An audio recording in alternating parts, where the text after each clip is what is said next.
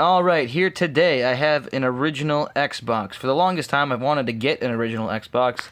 I had an Xbox back when they were brand new and I still have all my games, but the console itself is long since gone.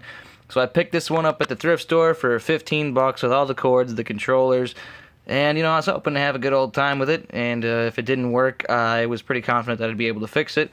And I plugged it in, have it hooked up to the TV, and it came on as soon as I plugged in the power. And then I turned it off. I noticed that the eject button didn't kick the tray out or anything like that. And I turned it up, I held the power button, then it went off, but now I can't get it to come back on no matter what. So yeah, it leads me to believe there's probably something wrong with the switches here, or something else, but I'm pretty confident that I might be able to have a squiz at making her go. So in the spirit of making everybody forget what this channel is actually about, let's make it about Xbox repair today. Huh? How's about that? Okay, just as a form of some sort of sanity check, I'm just making sure it's not some sort of... Yep, it is some sort of intermittent problem. Yeah, it just came up right when I plugged it in. Let's just check this again.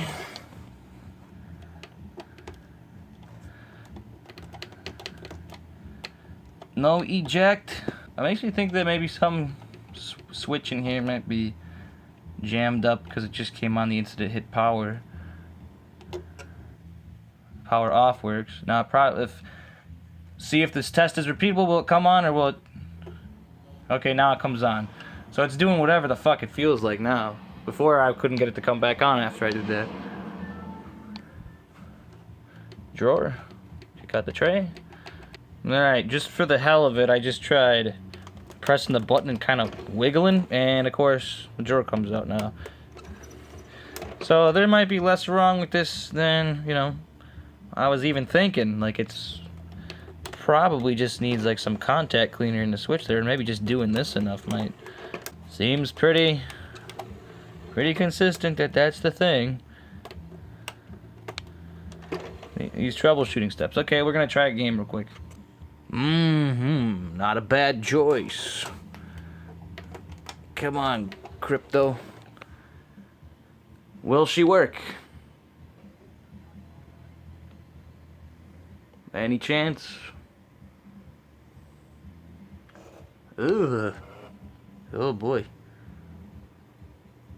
Somebody making a bumping and a grinding. Yeah, maybe that ain't gonna happen. Whoop. No. Alright, that sound makes me nervous, but it looks like it's trying. Well, how do you like that? Alright, let's see if it... Okay, well, once the game gets going, the load time isn't, like, fucked up or anything. Yeah. Pay attention. So really, all we gotta do is take a look at this switch here, see if we can clean it up, and maybe take a look inside the DVD drive and figure out why it's making such a ka-chunka clunk of noise. And of course, like all this kind of stupid shit, the screws are all hidden away under stickers and rubber feet. So this thing is not under any sort of warranty anymore, so I'm not too concerned about that. So before you go and peel your stickers off, though, just make sure you don't care aesthetically, because that's about all you're gonna do. So then you want to go ahead and get yourself your Torx bit. Seems about like a T20, probably. Dude, fuck Pat Strikes Back. All I want is a review of Crash 3, and all we did was take apart an Xbox. Just do a review of Crash 3. I want a review of Crash 3. Well, fuck you. Nobody cares what you want. If you want to go to a channel where they'll do whatever you want and suck your dick, check out like Badman reviews. Okay. Alright, we got the top popped off there. That's inside your Xbox. Alright, so we know we're probably going to be having some sort of difficulties with the CD drive. It made such an awful racket that I feel like it's probably near death, and we'll just take a look at that and make sure there are no Legos or anything crammed inside for one. Everything else seems fine except just the eject button up here. Sorry about that auto exposure. Okay. Oh, here comes the dust. What the fuck? What are we fetched up on? Oh god, it's gross in here. Yeah, that hasn't seen the light of day since before it left the factory. So we're gonna give that a scrub and then take a look under here at our button and see what the fuck is going on. And I'll also probably open this just to see what the hell's screaming in there. Oh yeah, I should probably just mention, in case you're about to go try and open up an Xbox yourself and you really don't know what the hell you're doing, just the main word of advice: don't go poking around in this shit. Even if it's off and unplugged, these capacitors here can still hold a charge, and those ones are, rated at 200 volts. So don't fuck with it. You don't need to touch it. Well, unless your problem is the power supply, then you might have to touch it. In which case, just make sure you look and figure out what the fuck you need to do before you dick with it.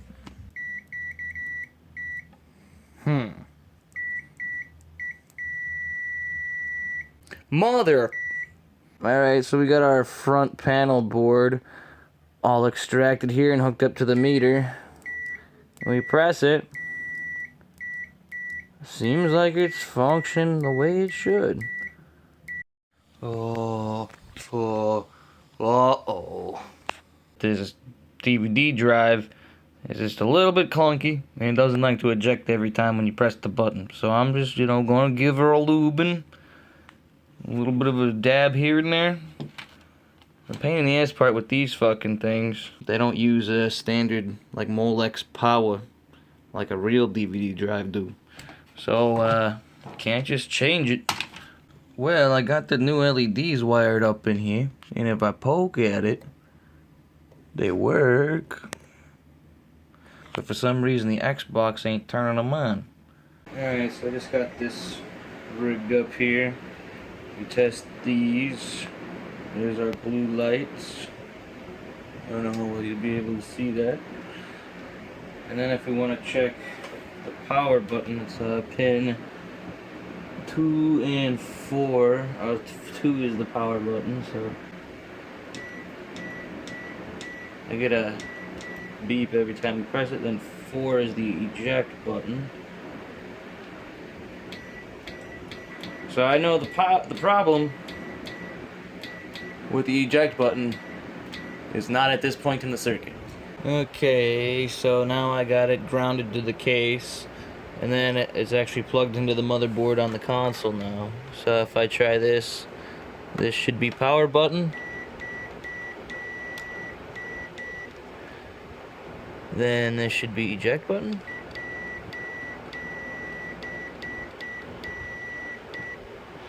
So there's nothing wrong with the circuit board for the front panel or the wires going to the motherboard.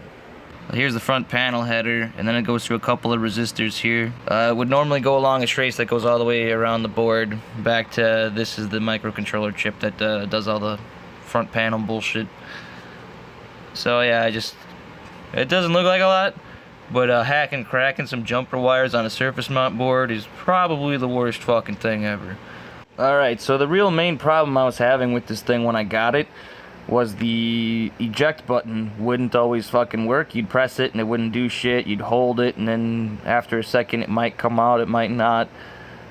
And when you'd plug the power cable in, it would just come on automatically. So I thought there was something wrong with the power button where I thought it was always being pressed. And like after holding it for a second kind of coaxed it back. But what I found is there's actually a broken trace that carried the signals from this front panel to a microcontroller over at the back side of the console.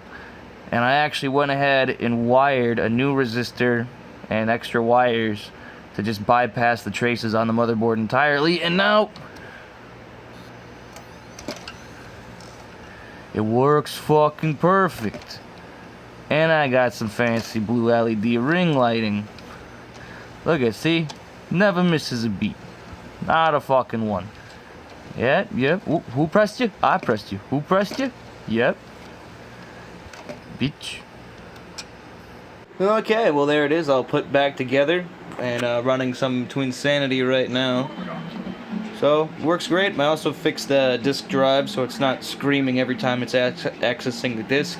Probably the next thing to do will be to take apart the controllers and de-scumify them because they're pretty nasty. So we chewed up that one.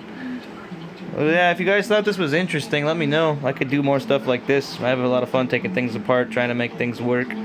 Otherwise, fuck off, I guess. Yeah. Yeah, I'm gonna actually play a game now.